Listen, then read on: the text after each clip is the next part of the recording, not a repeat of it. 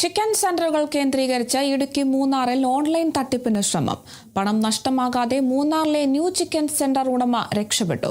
സംഭവത്തിൽ ഉടമ മൂന്നാർ പോലീസിൽ പരാതി നൽകി. ഓൺലൈൻ തട്ടിപ്പ് സംബന്ധിച്ച് ജാഗ്രത വേണമെന്ന് മൂന്നാർ ഡിവൈഎസ്പി ചന്ദ്രകുമാർ എസ് പറഞ്ഞു. 8 കിലോ കോഴിയിറച്ചി വേണമെന്നാവശ്യപ്പെട്ടായിരുന്നു മൂന്നാറിലെ ചിക്കൻ സെന്ററിലേക്ക് ഒരു ഫോൺ കോൾ എത്തിയത്. മൂന്നാറിലെ സ്വകാര്യ ആശുപത്രിയിലെ ഡോക്ടറാണെന്ന് പരിചയപ്പെടുത്തിയായിരുന്നു ഫോൺ സംഭാഷണം. ഇംഗ്ലീഷ്, ഹിന്ദി ഭാഷകൾ ഉപയോഗിച്ചായിരുന്നു ആശയവിനിമയം. 1160 രൂപയാകുമെന്ന് കടയുടമ കോഴിയിറച്ചി ആവശ്യപ്പെട്ട ആളെ അറിയിച്ചു. അല്പസമയത്തിന് ശേഷം വീണ്ടും കടയുടമയ്ക്ക് ഫോൺ കോൾ എത്തി. 21,160 രൂപ അറിയാതെ കടയുടമയുടെ അക്കൗണ്ടിലേക്ക് ഇട്ടെന്നും 20,000 രൂപ തിരികെ ഇടണമെന്നും ആവശ്യപ്പെട്ടായിരുന്നു ഫോൺ കോൾ. തെളിവായി മറുസൈഡിൽ നിന്നും പണം പോയതിൻ്റെ സ്ക്രീൻഷോട്ടും കടയുടമയ്ക്ക് അയച്ചു. എന്നാൽ കടയുടമ പരിശോധിച്ചതിൽ നിന്നും പണം എത്തിയിട്ടില്ലെന്ന് ബോധ്യമായി.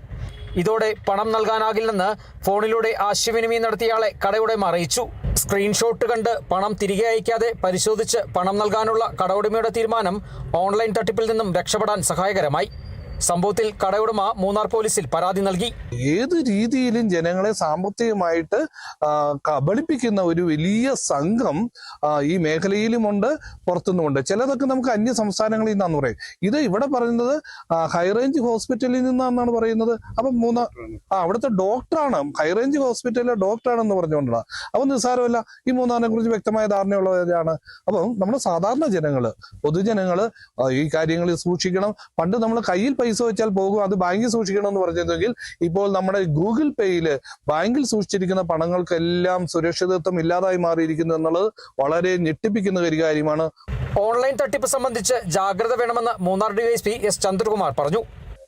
വ്യാപാര സ്ഥാപനങ്ങളെയും മറ്റ് വ്യവസായ സ്ഥാപനങ്ങളെ കേന്ദ്രീകരിച്ച് ഇങ്ങനെ ഒരു സൈബർ തട്ടിപ്പ് നടക്കുകയാണ്.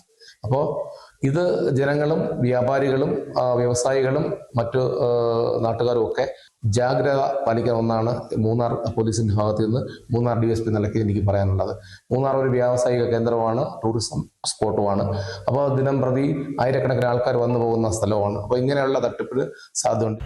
നാളുകൾക്ക് മുമ്പ് അടിമാലിയിൽ സമാന രീതിയിൽ ഒരു വ്യാപാരിയെ ഓൺലൈൻ തട്ടിപ്പുകാർ കബളിപ്പിക്കുകയും വ്യാപാരിക്ക് പണം നഷ്ടമാകുകയും ചെയ്തിരുന്നു. ഓൺലൈൻ സാമ്പത്തിക തട്ടിപ്പ് പലവിധമാണ്. ബാങ്കുകളുടെ പേരിലും മോട്ടോർ വെഹിക്കിൾ ഡിപ്പാർട്ട്മെന്റ് പേരിലും വ്യാജേന.